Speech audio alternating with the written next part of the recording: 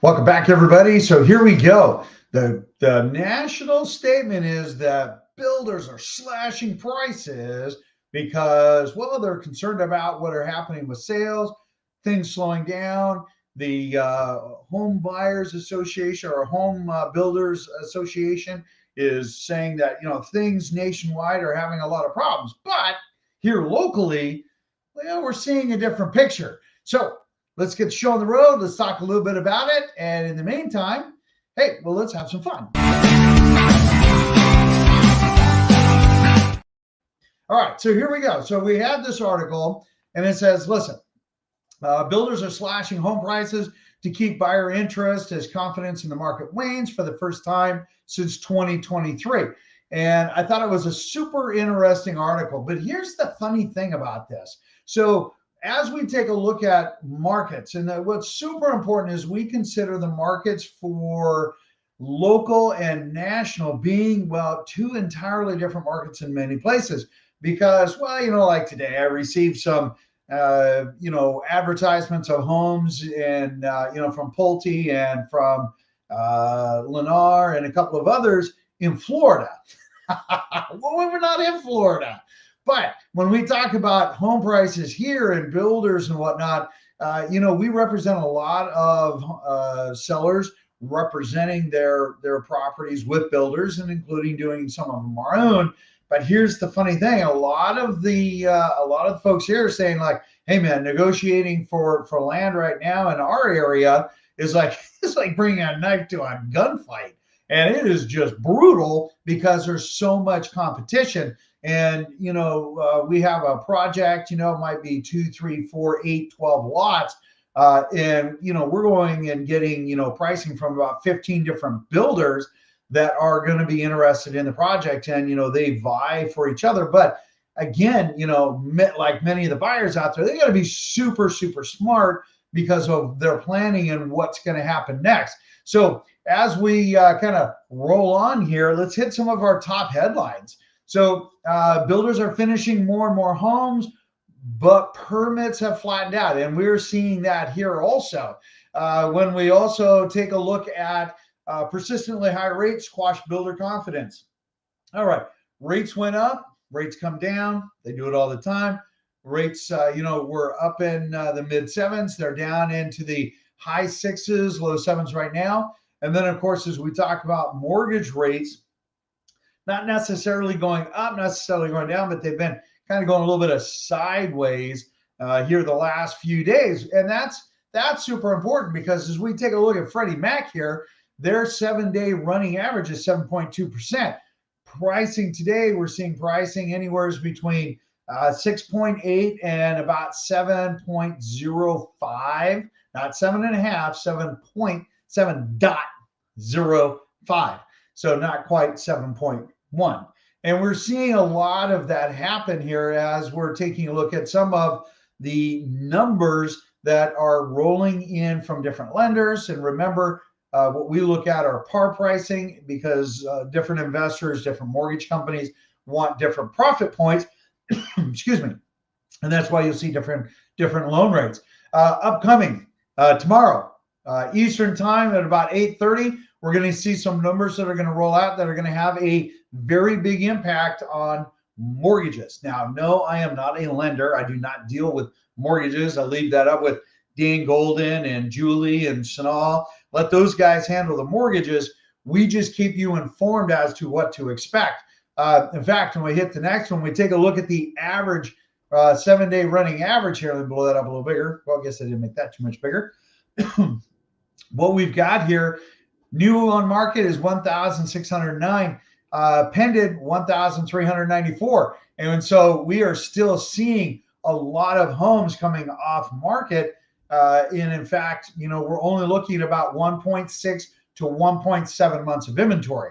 Now, historically, we should be 4 to 6 months. Here's the funny thing. In the last 10 years, well, we've only been averaging about 2.5, 2 months. Excuse me. Must be my Washington rain shirt. It is raining. Anyway, so it is one of those things that as you take a look at, is 2 months going to be kind of our, hey, is this the new norm? In fact, let's just talk about that.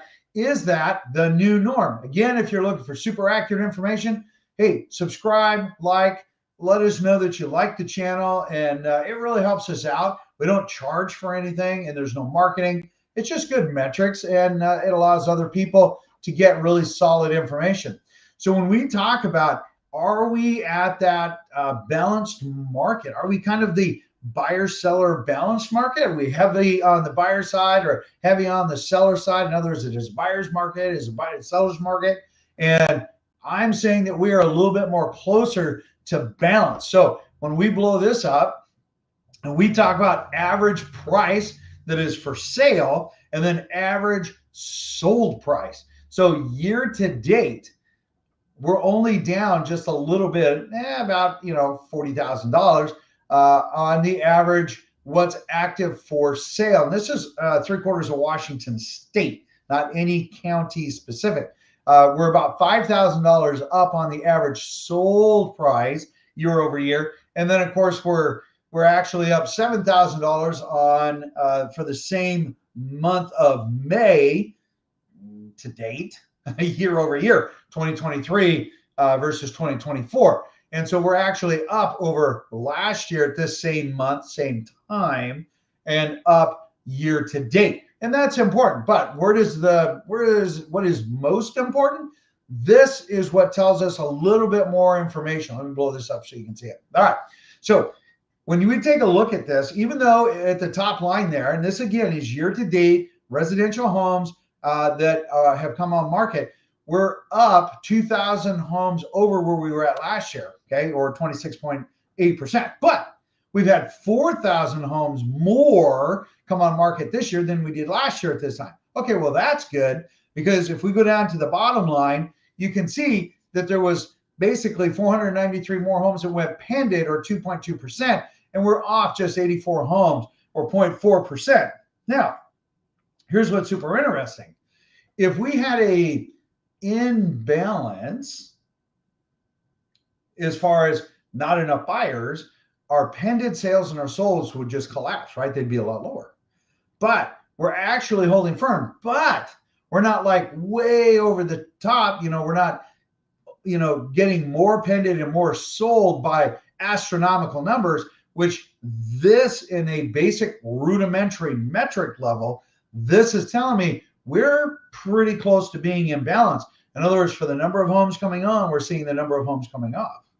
We're not seeing a massive amount of homes coming on, a massive amount of homes going off, or vice versa. We're seeing a few homes coming on, which is just a few, and a massive amount. It's not like 2020, 2021, where we were down into the 2,000 homes available. Here we have 9,000 homes. And so we're seeing a proportion of coming on and the same amount going off. Fridays, always are our bigger numbers. And so as we see our numbers push here, I'm saying we're in a pretty good balance, all things considered. And that's also why we're seeing a lot of activity with buyers, even though interest rates are in the high 6s and 7s, which, as historically normal, is where we should be anyway. Some people have said, George, are we going to see the 3% again? No, those were artificially brought down because the feds were buying all the mortgage-backed securities. That's different videos, time and time again. If you want to know, drop me a link down below and I'll send you a personal video explaining that whole thing like I did with Jordan. But let's keep things rolling. We're still seeing a lot of builders offering incentives, which is one of the key features that they can do, because they also have their own lending. And so they're able to basically reduce fees and whatnot and incentivize people, to come in, and that's what keeps things rolling. We talk about new construction as far as pricing. Again, we're seeing some really good numbers. All right. If we blow this one up right here, let's see, I put in 3 things. There's 3 gauges that underpin on a national level. All right. On a national level, we are seeing that builders are gloomy about current sales conditions, and that fell 6 points on that scale. We're really not seeing that here. They were downbeat about future sales. The gauge fell about 9 points on a national level. Really not seeing that here. We're seeing some volatility, but we're still seeing a lot of builders. In fact, most of the sellers that we've been representing, those projects are going under contract with some very favorable terms by builders, meaning that they are still vying for land, at least in our area, and that's what is most important. They're doing very well, and they're going under contract typically in about less than 30 days, which is also the negotiation period. When I say under contract, meaning we formally accept an agreement. Builders expect to drop off in traffic from prospective buyers. A lot of that is because of interest rates and some of the concerns that they have had. This is a latent report, but if we go and we just blow this up, let's take a look at our numbers. So when we see the top line here, we're only 38 homes more available today than we had last year. Well, that's not very much. 220 homes year to date, more homes coming on the market that are new construction than last year. Okay, well, that's not very many. But yet, we're only down on the pending side. We're only off 78 homes. Last month, we were up. This month, we're off a little bit. Technically, only 13 homes off year to date that have sold. 13. Half, 3/4 of Washington State, we have sold 13 homes less than last year. As we all know, that's peanuts. There's more counties than homes not sold. Just saying, keeping it into perspective. Bank-owned homes, all right. Bank-owned, this is really boring. Why? Well, because it shows that there were basically 6 homes more, 5 homes more, 6 homes, 5 homes, 5 homes more, 4 homes more than, I'll get my number right, homes more than what there was last year, and that's false. Really, there was no change. In fact, there's really no change at all, because the 5 that are there, those are people that belong on the wall of shame, which is, all things considered, that's really good, because there were a lot more. There were 3 times as many last week. And funny enough, 12 of them went and fixed their listings. I don't know why, but I think it's awesome. Now we only have 5 that belong on the wall of shame. And yes, it's the same 5 as last week. But hey, when we take it off, it's boring. There's nothing there. Banks, they're doing the paint, carpet, vinyl. You know what? At the end of the day, everything that you see, they are going ahead, and because we have such a limited inventory, because we still have a buyer demand, they are out doing what they need to do, and that is to save the bank money, and they're able to do it. Paint, carpet, vinyl, put it on the market, they get market value. Unless, of course, they don't do that, because 78% of buyers want a home that is turnkey, so they can just move in and enjoy the home. Anyway, if you have any questions, make sure you put it down below. Smash that subscribe button. Ask the questions. We love to hear your questions. We normally get back to you in about 30 minutes-ish, except for on Sundays. And in the meantime, I will see you on the next video. Have an absolutely beautiful day. Take care.